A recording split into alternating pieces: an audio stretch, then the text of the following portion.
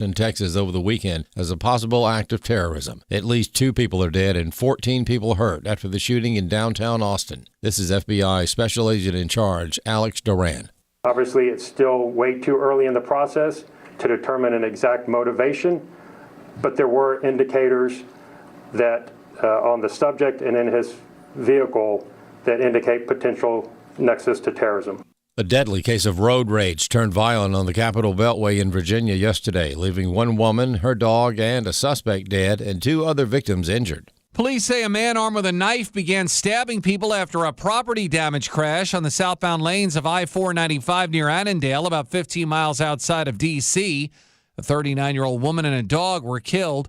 2 other victims were hospitalized with critical injuries. Authorities say a responding state trooper shot the suspect in what's described as self-defense. He later died at a hospital. The Capitol Beltway was shut down for hours as investigators worked the scene. No troopers were hurt. Ted Lindner, Fox News. State attorneys general have secured a settlement with Vanguard. As Chris Woodward explains, it is being viewed as a significant victory in the fight against ESG. Environmental, Social, and Governance, or ESG, is a new way of investing in companies based on their commitment to such policies. State attorneys general view this as woke and something that harms investors and consumers. In the settlement, Vanguard has agreed to stop ESG investments and not direct or attempt to direct business strategy toward any portfolios that reduce carbon emissions and make its proxy voting transparent for investors. Additionally, Vanguard has agreed to provide documents related to its role in climate groups. Will Hild of Consumers Research called this a big win for consumers. What they were suing over is the world's 3 largest asset managers colluding against coal companies to force those companies to lower coal production. But that, of course, raises electricity prices, something that's been the focus of a lot of conversations lately as we've seen, people's utility bills going up.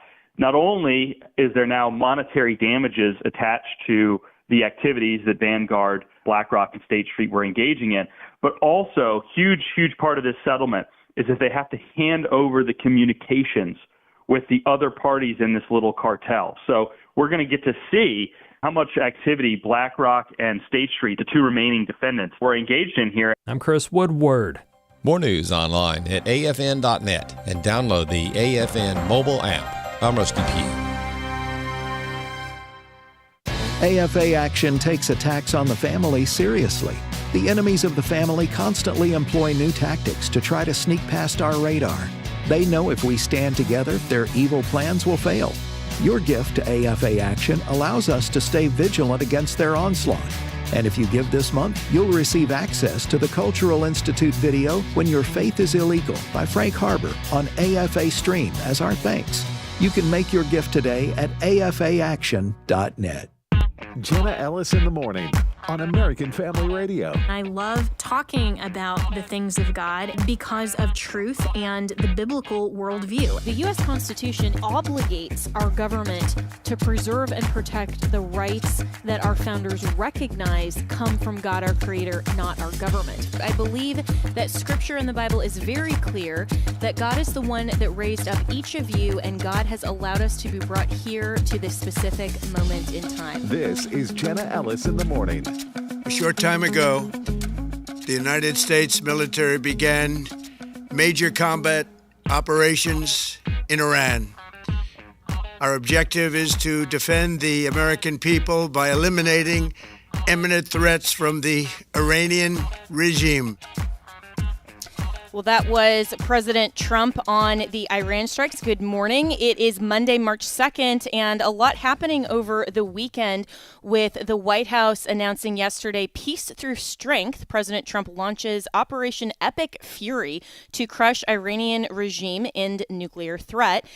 From the White House, in a bold and necessary exercise of American strength, President Donald J. Trump authorized Operation Epic Fury, a precise, overwhelming military campaign to eliminate eliminate the imminent nuclear threat posed by the Iranian regime, destroy its ballistic missile arsenal, degrade its proxy terror networks, and cripple its naval forces. This operation, executed in partnership with regional allies, follows exhaustive diplomatic efforts and comes after 47 years of Iranian aggression, including attacks on U.S. citizens, sponsorship of global terrorism, and brutal oppression of its own people. Trump has also vowed to punish terrorists after now 4 U.S. service members have been killed in the Iranian operation. A 4th was announced just moments ago this morning. And so the reaction to this has been, of course, mixed, with a lot of the left and some Democrat members of Congress suggesting that this is a war and President Trump doesn't have authorization absent Congress's declaration, even though we have so much past precedent, including Democrats who have conducted these types of airstrikes. And really, the calculation in Congress is a little bit more of, just the show of Democrat objection and being obstinate, because that's all that they can do in the minority, because Trump does have a veto-proof majority there. But the question really is, how should we process this military operation? And it doesn't automatically mean war. We've seen that a targeted tactical military action, like what Trump is describing here with Operation Epic Fury, doesn't necessarily mean that it's war itself. So I think that there's a little bit of mischaracterization going on, whether or not you agree that this strike was necessary, which I think it's interesting that none of us have all of the information of exactly what the diplomatic efforts were, where exactly Iran is in some of their nuclear capabilities, and why now President Trump decided that. But I personally, I am going to trust that our military, because I trust and supported Donald Trump for president, knows what he's doing and trust that this was necessary. But let's welcome in Beau French, who is the chairman of the Tarrant County GOP, who posted a really great thread on X that you should read. His handle is @BeauFrenchTexas. But Beau, I'll just let you put it in your own words. How did you react to this major military operation in Iran? Well, good morning, Jenna. Thank you so much for having me on. My first thought when I woke up was, this was not unexpected. I mean, Trump has been, building our forces and our presence in the Middle East, over the last few weeks. We know that negotiations have been ongoing for some time.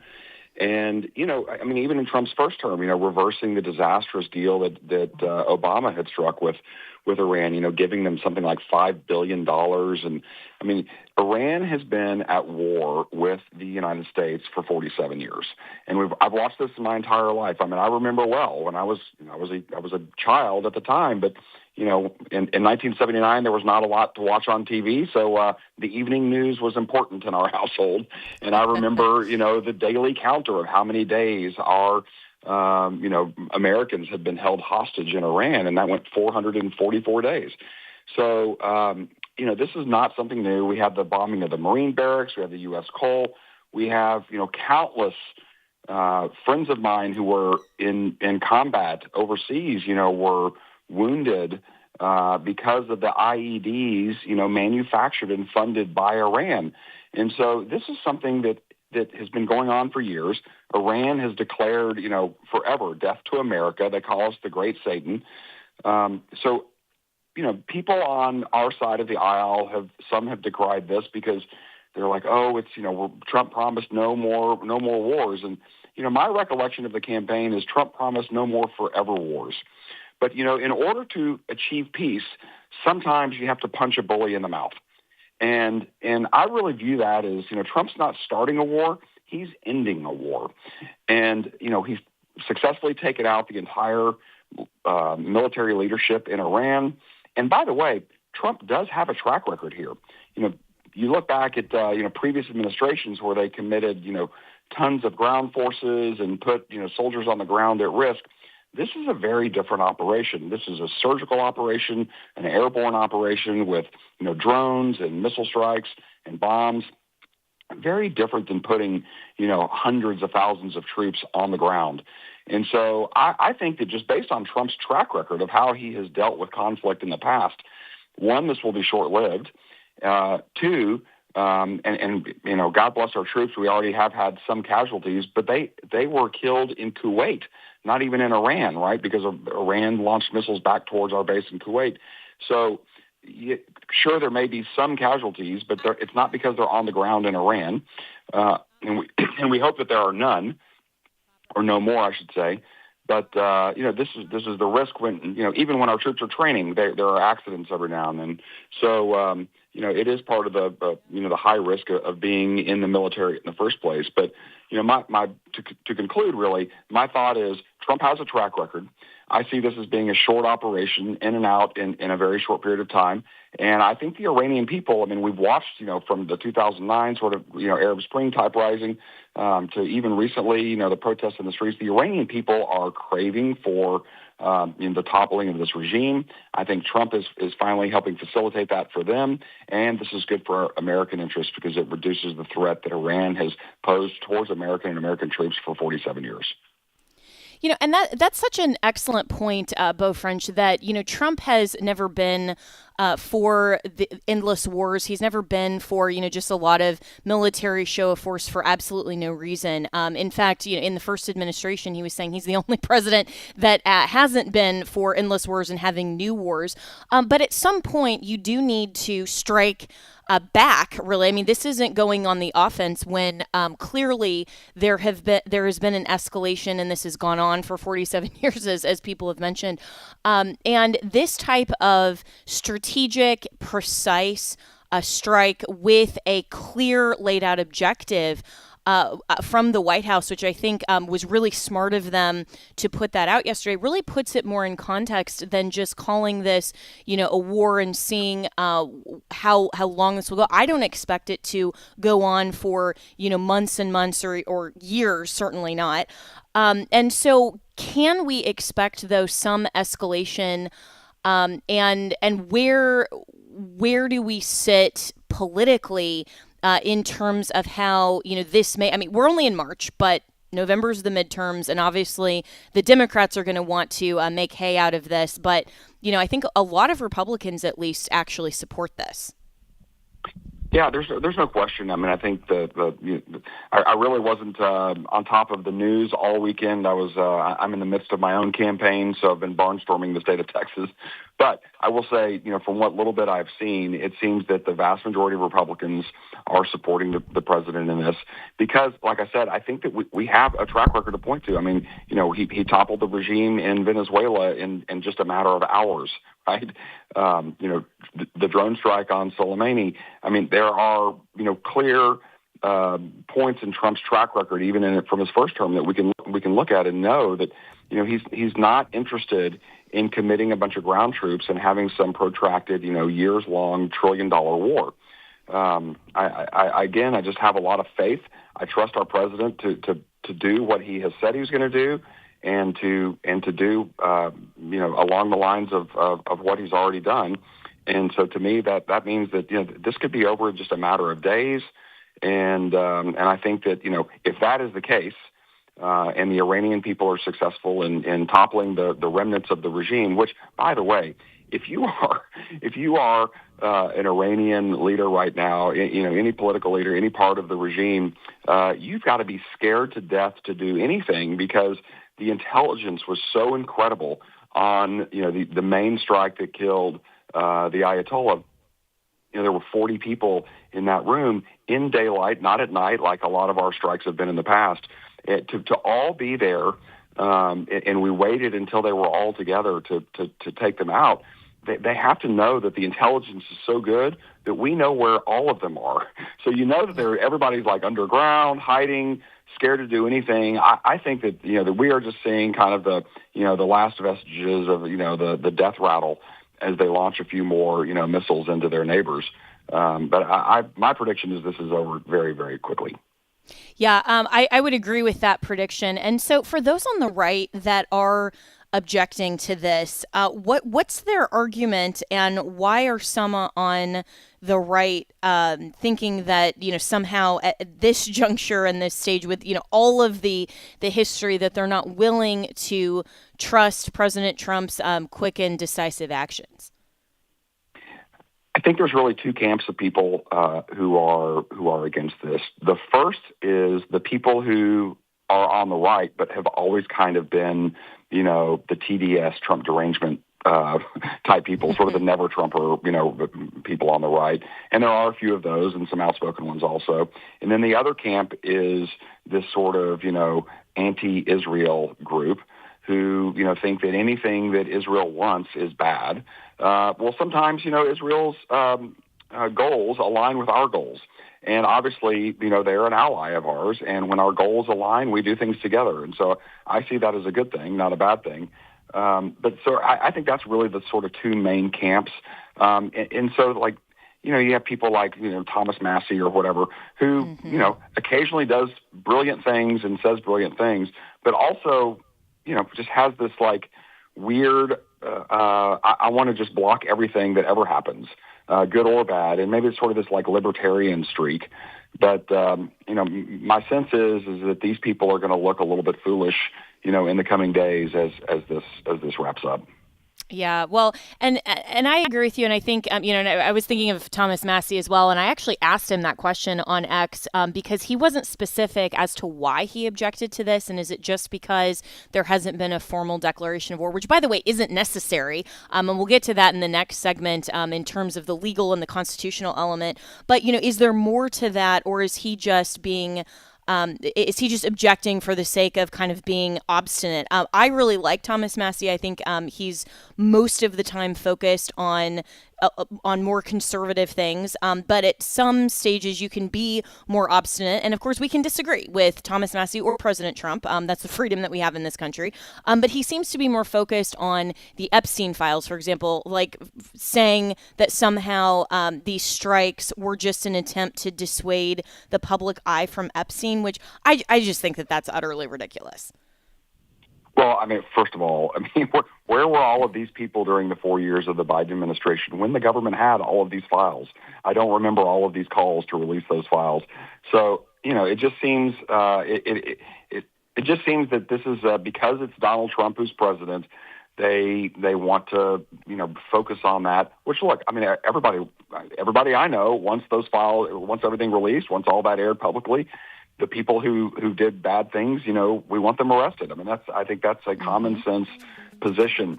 But to use that, constantly beat that drum when there are many other issues, facing America far more critical, I think.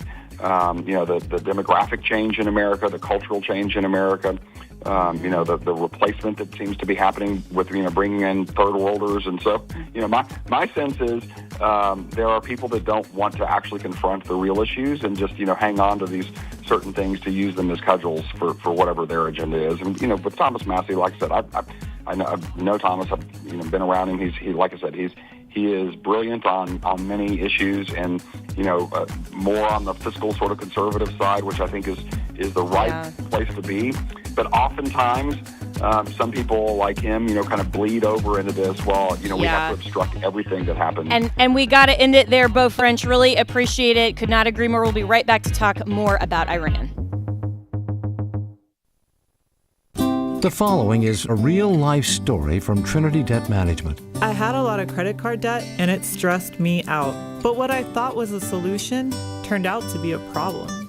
I kept hearing ads about debt settlement that seemed too good to be true. And actually, it was. When I called, they told me to stop paying my bills. That didn't sound right to me at all, so I hung up.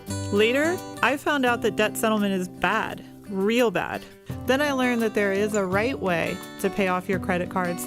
It's called a debt management program from the great team at Trinity. Trinity had a plan. In the end, I paid off my bills, I saved thousands, and I even improved my credit score. If credit card debt has you down, call Trinity at 1-800-788-1813. My name is Heather. Please forget debt settlement and remember Trinity Debt Management. 1-800-788-1813.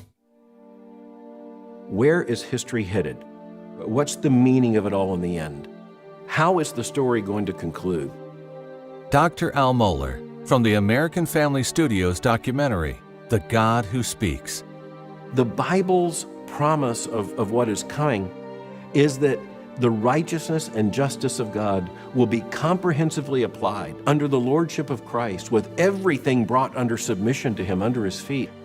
And it's at that point that there will be no tears and no more crying. It's only at that point that the lame will leap for joy.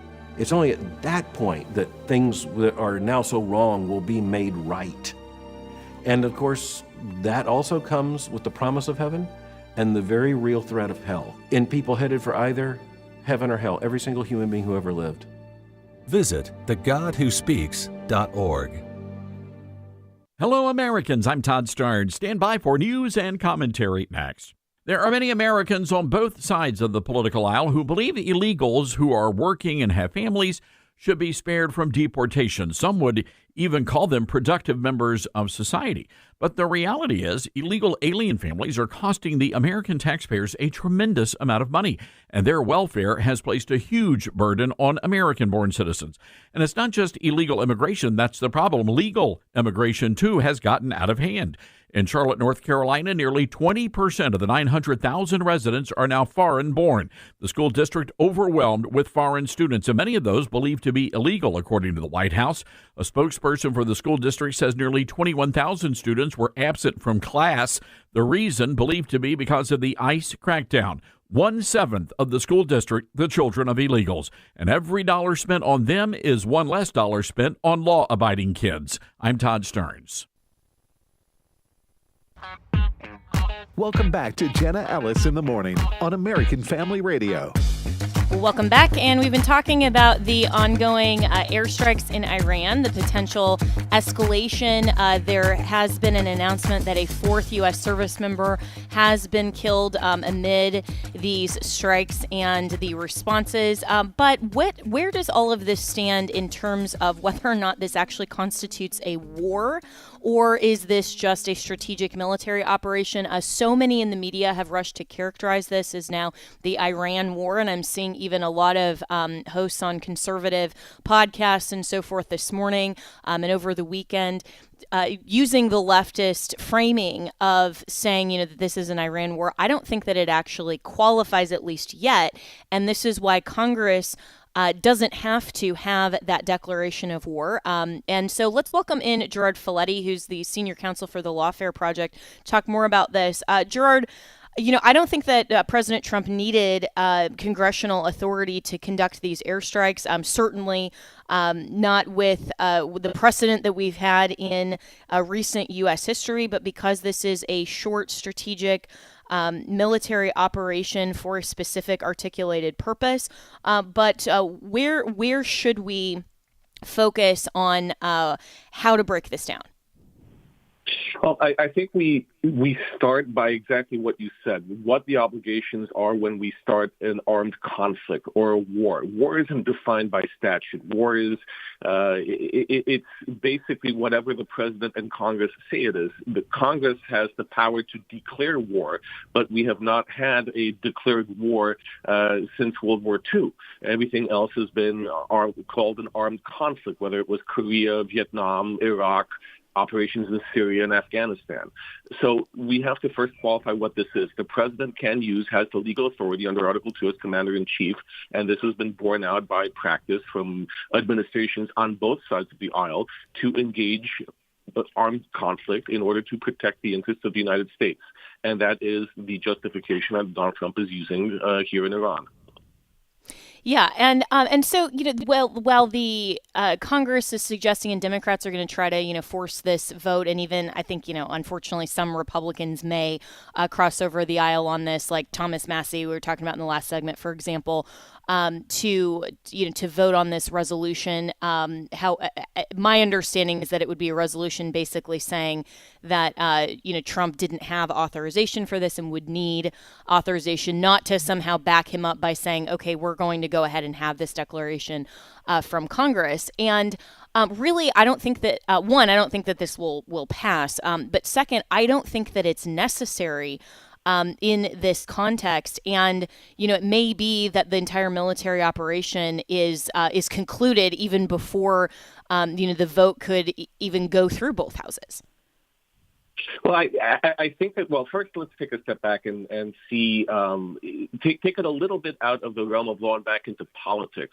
I think it's important to point out that presidents on both sides have used their power under Article 2 to engage in armed conflict, and Congress, whoever was in charge of Congress, objected because they see themselves as the arbiters of declaring war under Article 1. So there's that inherent tension between Congress and the executive, no matter who's in control. When President Obama was engaging in hostilities in Libya and in Syria, Congress then said, no, you shouldn't be doing this. You need to exercise your power under the War Powers Resolution, and we need to approve it. So this is not just about Donald Trump. This is an issue of Congress and the executive and who has the power. But I think to your point, you're right. First of all, if there is a resolution that's passed by Congress to stop President Trump from engaging in Iran, President Trump can veto it. And then Congress would need 2/3 of a vote in order to override that veto, which is not likely to happen. So that would be a very symbolic gesture more than anything.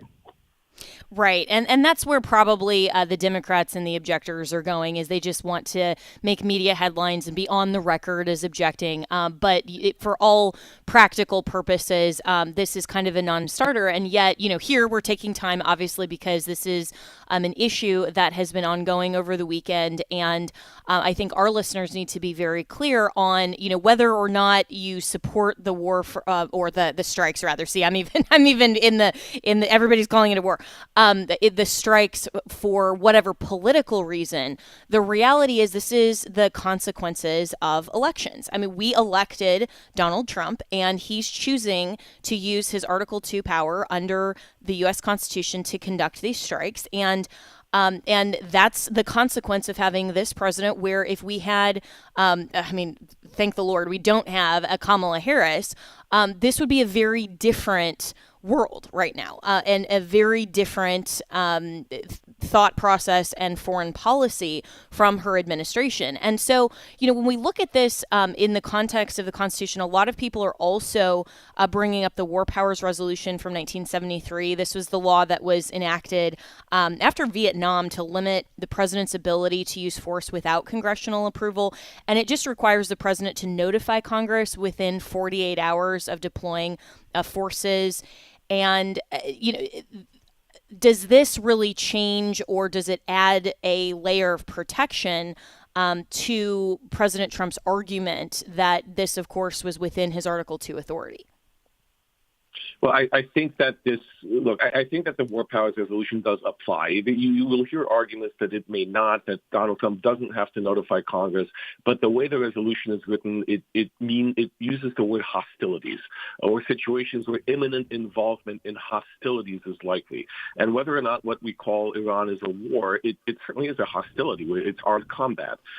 So I think that the requirements of the War Powers Resolution are triggered. Now, President Trump has notified Congress. He notified the Gang of Eight, with one exception, was not available before hostilities began.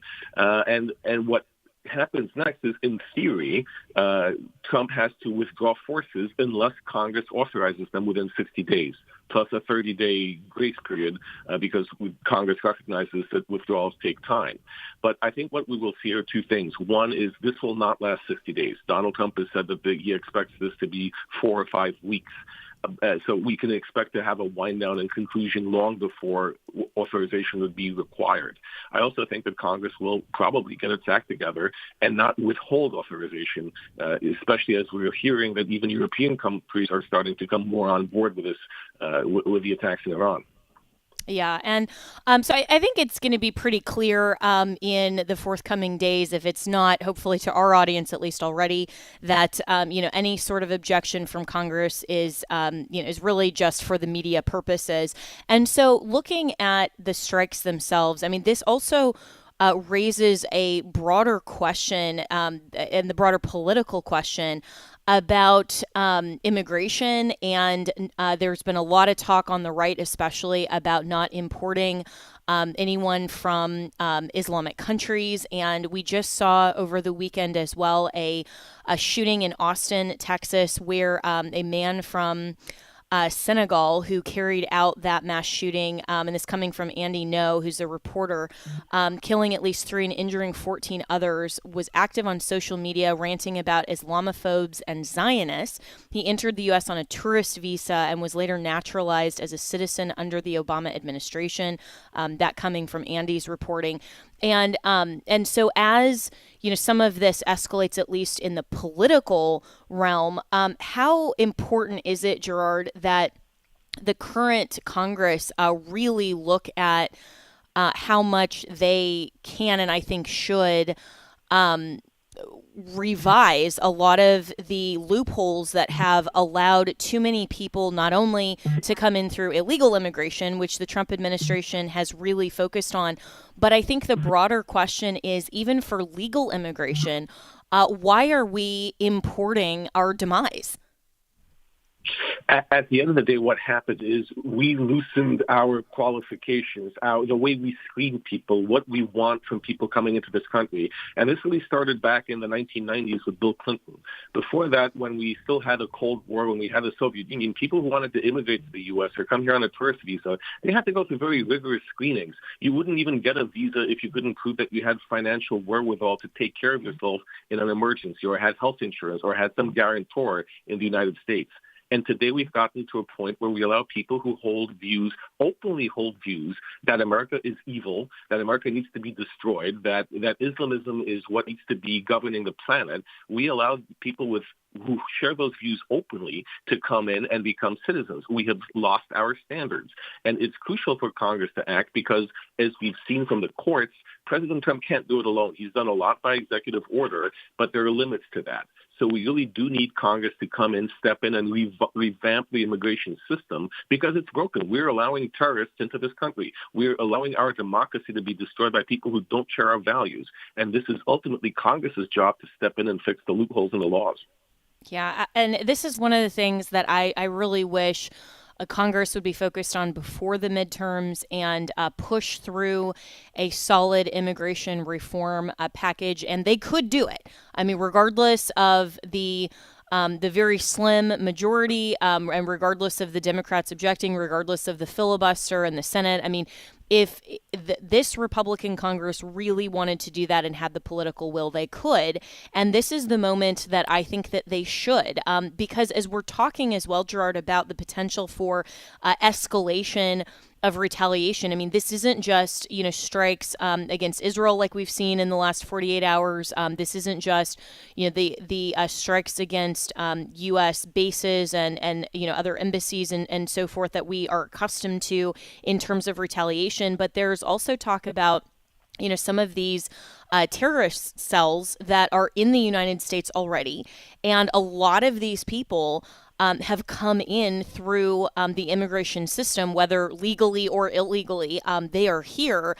And that's a problem that really does deserve attention. And especially as we're contemplating moving forward with the American objectives and preserving the West in this entire conversation about Western values, when in the context of the Minnesota Somali fraud. I mean, all of these things, not just related specifically to Iran. This becomes an incredibly important question. And so, will Congress have the political will? I don't see that happening, but I'm going to push for it anyway. No, I agree with you. This is something that all of us have to push for. All of your listeners have to push for as well with their representatives. You're absolutely right about it, not to scare people, but yes, we know that terrorists are here. We've caught some connected to the IRGC and to Hezbollah crossing the border, and that's ones we caught. How many we did not catch? We know that there have been even assassination attempts on U.S. soil directed by Iran, even against President Trump. And it's not just Iran. China operates secret police stations in the United States. Communist China is operating on our soil. And all of this is because we do not have attention on the immigration system before President Trump came to office. So Congress absolutely needs to act. They need to support laws that strengthen our borders, that strengthen our security, so that we continue surviving as a democracy by not allowing terrorists and those who destroy us into our country. Yeah. And, and this goes well beyond even just the immigration question, which I think is the tip of the spear and where we need to focus. But in terms of protecting our way of life and the American way of life, switching topics a little bit here, Gerard, but I want your commentary on this as well. One of the stories that actually should be bigger in the news right now is not only about the testimony from the Clintons during Epstein, and somebody commented on social media, which I thought was brilliant, that said, anytime the Clintons testify, history shows that we go out and bomb somebody, and hey, that's whether that's a coincidence, I don't know, but then also there was a report over the weekend that in 2023, the FBI recorded a phone call between Susie Wiles and her attorney, according to two FBI officials. And the report suggests, and this is from Reuters, and the attorney has now pushed back on this, so, we'll see where the truth lies. But at least according to the report, Wiles' attorney was allegedly aware the call was being recorded and consented to it, but Susie Wiles was not. And, this, and of course, her lawyer's coming out and saying, no, because, I deserve to be disbarred, which is true. But, in the midst of all of this that we saw, not just from the very beginning and the Russia collusion hoax and the probe, and even before that, the whole Spygate situation that started in 2015. Now we're learning that the left and the Democrats didn't stop spying on Trump, undermining him, and I've even found out that my own phone records, when I was an attorney for President Trump, while he was the sitting president of the United States, that my phone records were being given over to to the Democrats, and that this was something that the Democrats were looking into, and it's utterly horrendous to think about how they are abusing and misusing authority to try to essentially spy on their political opposition. And worse than that, and I say this as an attorney, nothing is more sacrosanct in the practice of law than that attorney-client privilege. And you have to be able to rely on counsel to talk to your lawyer freely and openly and get advice. And look at the lawfare that the Democrats have waged. They go after not just Donald Trump or people who are accused of doing things. They go after their lawyers, too. They're trying to send a message that no matter what you do, we will get you. We will abuse every tool that we have in order to compromise you and leave you in debt, paying legal bills, and not even being able to trust your lawyers because no one wants to represent you because we might prosecute them too. This is the lawfare that the Democrats have been waging since Donald Trump, and it's gotten exponentially worse. We really do have to be concerned about what happens if Democrats take the White House in 3 years. I think we will see an escalation unlike any we've seen before, unless we find a way to fix that structure, unless we reform these government agencies so that they can no longer be abused by those in power to spy on us and to intimidate us. Yeah, absolutely. And, as someone who is very familiar with lawfare, and, it was incredible to me how Biden's DOJ was willing to go after, even the lawyers representing President Trump. And, just the entire situation was completely unprecedented. And to see that then that even continued into now this next administration, I mean, in 2023, that would have been when Trump was a private citizen, but a declared candidate for the office of president. And, someone who wasn't in the government at that time, Susie Wiles, who was just on his campaign. And so, this is something that there needs to absolutely be accountability for. But I don't see, just like the immigration situation, I don't see accountability ever happening. It's just we keep hearing report after report after report of all of this, spying and lawfare and all of these things that have happened to President Trump and his associates. And yet it doesn't seem like there's ever any sort of accountability. Why not? I mean, it almost seems also like Trump is just sort of moving along and isn't really focused on the people who not only targeted him, but he survived 2 assassination attempts. I mean, it seems like he should be a little more focused on this. Well, look, I think not to be too cynical, but I think that part of the issue is that everyone, once they're in power, tries to use some of the tools available to them to settle debts, to settle scores, to game the system. And that's not a critique on anyone necessarily, but that is just the reality of how government is often abused and why we need those checks and those balances. I think Trump is also focused on restoring the economy, making America great again. Now we have this conflict with Iran that Iran has killed over 1,000 Americans and injured thousands more in conflicts throughout the years. So there are a lot bigger priorities that President Trump has had so far. But I do think that there are things that are being done, whether it started with DOJ and cutting people in departments. We know that Kash Patel is firing people at the FBI who have been involved in some of this bad activity, and that should be a deterrent to others. That should be sending a message that these government agencies are cleaning house. But ultimately, we do need more safeguards. Maybe there should be a law that's passed that shifts fees when the government goes after someone who abuses its power. People are entitled to compensation. Sometimes that's the measure that gets people to stop behaving badly. There's no short or simple answer to this, but I think you're absolutely right that more needs to be done, and President Trump should be the one to do it because this will only intensify after he's out of office. Absolutely. And, for the people who are currently in his administration who likely would be targeted if Democrats regain control, Trump won't have another election or, ability after he's out of office to issue pardons, for example, or, to reclaim some of that ground. So it's really concerning. And to your point, yes, Trump has a lot of other things to focus on. And there were a lot of people, even on the right, concerned that maybe his second administration would be characterized just by retribution and retaliation, which it hasn't been. But at the same time, he doesn't personally have to go and do everything. I wish that there was a task force or, some other body of the DOJ. Where is Pam Bondi on this? To look at some of this and then to perhaps suggest to Congress, if they were doing their job, to say that targeting political opponents for the purpose and the obvious purpose of simply making their lives miserable, draining their resources, ruining their reputation, all the things that go into lawfare should not be legal. And, where those lines are drawn is an argument for that type of legislation, but that argument needs to happen and it needs to happen publicly. And I don't even really see anyone on Trump's team focused on this. It's kind of like they've just moved on and they're not thinking about how Democrats are already saying, Gerard, that if they get back into power, they're going to come after Trump just because they hate him.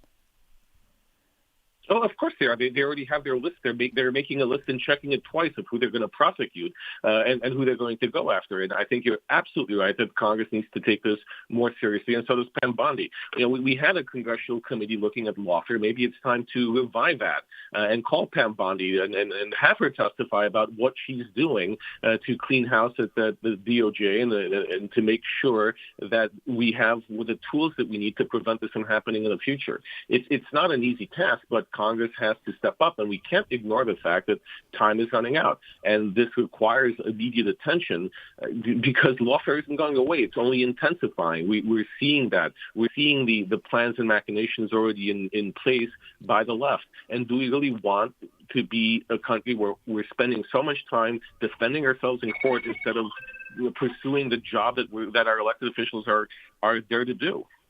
Yeah, absolutely. And, as you rightly said, Gerard, this is only intensifying and it's just going to, I think, get worse when Trump is out of office. Unless another Republican follows him and we have maybe a little bit of breathing room between, the era of Trump and then, whoever comes after, if that person in administration is perhaps, characterized by something a little different than MAGA. But, even if that happens, the left is going to want to pursue their political opposition at all costs. And if they are not held accountable, then they're just getting away with it.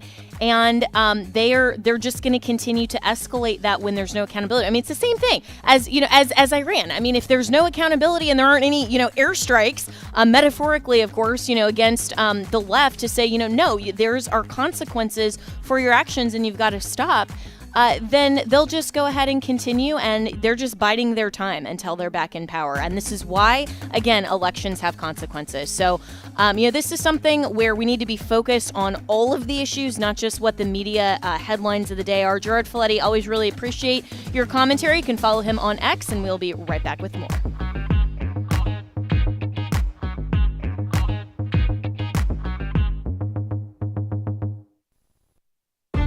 If we lose this cultural war, we're going to have a hedonistic, humanistic society. Discover the story of the culture warrior Don Wildman and how he went head-to-head with Hollywood, Playboy, the homosexual agenda, and the Disney empire. The movement Don started paved the way for Christians to boldly stand for truth and righteousness in a hostile culture. Watch Culture Warrior today for free. Visit culturewarrior.movie. When God allows something difficult in your life, you could look at it as his gift to you. Here's Nancy DeMoss Walgemuth. If our way is perverse before God, what a mercy it is when God sets out to oppose us in that way. God's way of getting your attention on the next Revive Our Hearts with Nancy DeMoss Walgemuth.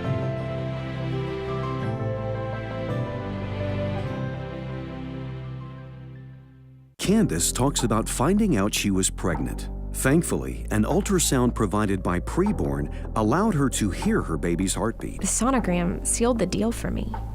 My baby was like this tiny little spectrum of hope. And I saw his heart beating on the screen. And knowing that there's life growing inside, that sonogram changed my life. I went from just Candace to mom. Thank you to everybody that has given these gifts. You guys are giving more than money. You guys are giving love. Preborn currently has clinics that do not have ultrasound machines. Would you consider a leadership gift and sponsor a machine today? These life-saving machines cost $15,000, more than most centers can afford. Your donation will save countless lives for years to come. Dial pound 250 and say the keyword baby, or go to preborn.com/AFR. The following is a real-life story from Trinity Debt Management. I had a lot of credit card debt, and it stressed me out. But what I thought was a solution turned out to be a problem. I kept hearing ads about debt settlement that seemed too good to be true. And actually, it was. When I called, they told me to stop paying my bills. That didn't sound right to me at all, so I hung up. Later, I found out that debt settlement is bad, real bad. Then I learned that there is a right way to pay off your credit cards. It's called a debt management program from the great team at Trinity. Trinity had a plan. In the end, I paid off my bills, I saved thousands, and I even improved my credit score. If credit card debt has you down, call Trinity at 1-800-788-1813. My name is Heather. Please forget debt settlement and remember Trinity Debt Management. 1-800-788-1813. Welcome back to Jenna Ellis in the Morning on American Family Radio. Welcome back. Well, in some of the wars going on the home front, there are still conservatives that are going after education and trying to protect education in a good way. And here in the free state of Florida, the Senate is voting soon on Senate Bill 1296, which is common sense and constitutional, according to a recent op-ed in Florida Politics that describes for decades a few left-wing teachers' unions have advanced a radical agenda out of step with the views of most educators.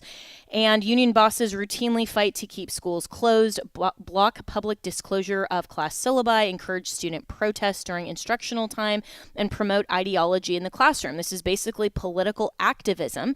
And so in this context, SB 1296 is a clear and reasonable reform that makes sense for Florida's public sector unions, especially teachers' unions. It's modeled after a similar legislation in Iowa and Wisconsin. And the legislation simply updates the process for certifying unions each year, ensuring that they remain accountable to members they claim to represent. Well, of course, the left is panicking because they want to keep control of publicly funded institutions. And so CBS's article says teachers' unions are targeted in a new bill. The clear goal of the Freedom Foundation and Governor Ron DeSantis is to wipe out the teachers' unions. And I'm thinking, okay, more power to them. But let's welcome in Florida's Commissioner of Education, Anastasios Kamoutsas. I think this is a great bill because obviously teachers' unions need to be reformed. Well, thank you, Jenna. Yeah, we are seeing union leadership prioritize ideological activism over improving classroom instruction and student outcomes again and again. The Florida Education Association recently invited a speaker who's a well-known statewide activist that has repeatedly encouraged students to protest over the years to attend their press conference. And the speaker urged students to protest during the school day, even calling the action required. Union representatives stood behind the speaker, nodding in agreement. And this raises serious concerns about the organization's priorities and judgment as walkouts during schools cause students to miss critical learning time and face unnecessary safety risks. Just recently in West Palm Beach, a student was struck by a vehicle and hospitalized during a school walkout held during regular class hours. In Lee County, thousands of students were disciplined because they walked out to protest school, with more than 150 students being suspended, something that will follow them forever. And students' well-being and academic success should never take a backseat to political agendas. This is not the only time the union has put their own activism above students and teachers. We have continuously seen unions blocking the pay raises that teachers across our state rightfully deserve. They've also wasted their members' dues to fight baseless lawsuits, including an attempt to keep schools closed during COVID. And let's not forget the bad actors that they fight for, the very few educators who engage in misconduct that they try to put back into the classroom. In Miami-Dade, for example, back in 2024, there was a teacher who was reported to have improperly restrained a 4-year-old ESE nonverbal student by strapping the child to a chair and tying the student's hands together with the child's sweater for the duration of the school day. The restraints were not removed for restroom breaks or lunch. The union fought to put that individual back in the classroom. In Brevard County, there was a teacher who beat his 2 children with a belt, resulting in injury. A later DCF report found that the teacher who beat his children also beat his wife at home on a regular basis. And though the teacher was removed from the home, the union fought to keep him in the classroom. The Florida Education Association should be focused on advancing student learning, not encouraging students to leave the classrooms to protest law enforcement activity or engage in any ideological activism, but instead the union has chosen to prioritize the political agenda over academic achievement, and it undermines the core mission of our schools, which is to provide students with a high-quality education in a safe environment. Yeah, and all of this is just so common sense. It just is so obvious what school time and instruction should be used for, what it shouldn't, how these teachers' unions are political activism elements, and yet where does the Florida legislature stand with this? Do you expect this bill to pass? Yeah, so today the bill is in front of the Senate and the Fiscal Policy Committee, and I do want to talk about that bill. Let's talk about the current lay of the land. The law right now says that unions who do not have 60% membership must face elections to recertify their bargaining authority, and they receive recertification with the majority of those who vote in the election. Let me remind you, unions receive exclusive workplace representation even when only a small fraction of employees support them. We see it at the university level, for example. Florida Agricultural and Mechanical University has, out of 202 graduate students that it represents the union, only 3 showed up to vote at the recertification vote, and those 3 voted in favor of the union. That was sufficient to represent the 202. Similarly, at University of South Florida, they represent over 2,100 professors. Only 42 people showed up to vote. 41 said yes, keep the union. 1 said no. That was sufficient to keep the union at the university level. But even at the K-12 level in Santa Rosa County, you had 364 teachers show up and vote of a union that represents over 2,000 teachers, so that's less than 18%. And in Gadsden County, it was even worse with less than 15%. So this bill would require unions to secure support from a majority of all eligible employees, not just a majority of those activists who show up to vote. If a union seeks to represent workers, it should demonstrate the support of a clear majority. And with these bills in place, that will be the standard for Florida.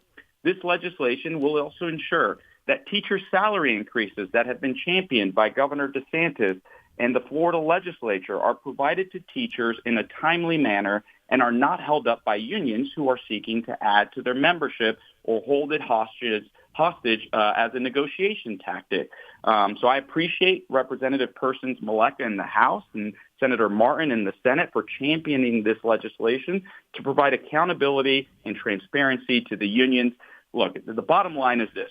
Unions must represent the workers and be held accountable to them, and this bill will do just that.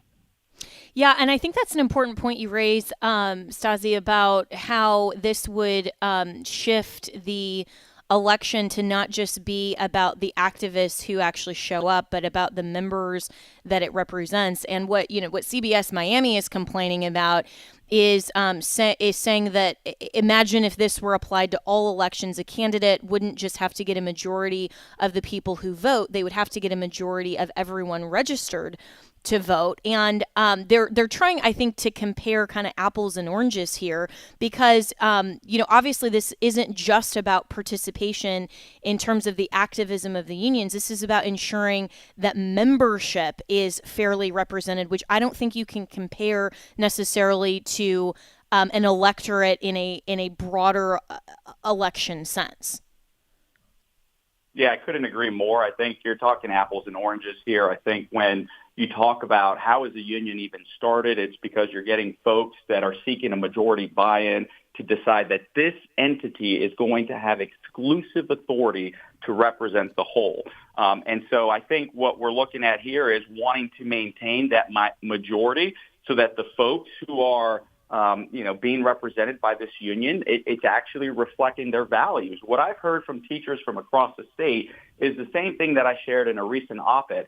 The union has lost its way. They are more focused on ideological advancement than they are representing the teachers that they purport to represent. They should be focused on wages and benefits and what truly adds value to the profession, as opposed to, suing the Department of Education over keeping schools closed, suing the Department of Education over preventing students from having access to syllabi 45 days before registering for class, suing districts like in Lee County who were trying to get their top performing teachers into the lowest performing schools and giving them pay increases to do that. But the union sued because they wanted to collectively bargain those salary increases first. That's not what they're there for. They're there to advance education and the teachers that they represent. Yeah, so well said. Well, if you're in Florida, contact your members in the legislature, particularly in the Senate today, and give them your thoughts on this. And hopefully this will ultimately pass. We'll get some reform and then see this reflected across the country as Florida continues to lead the way. So thank you so much, Commissioner, for your work on this. And that's all the time that we have for today. The hour goes by fast when there are so many headlines, but we will be back tomorrow. And as always, you can reach me and my team, Jenna, at afr.net.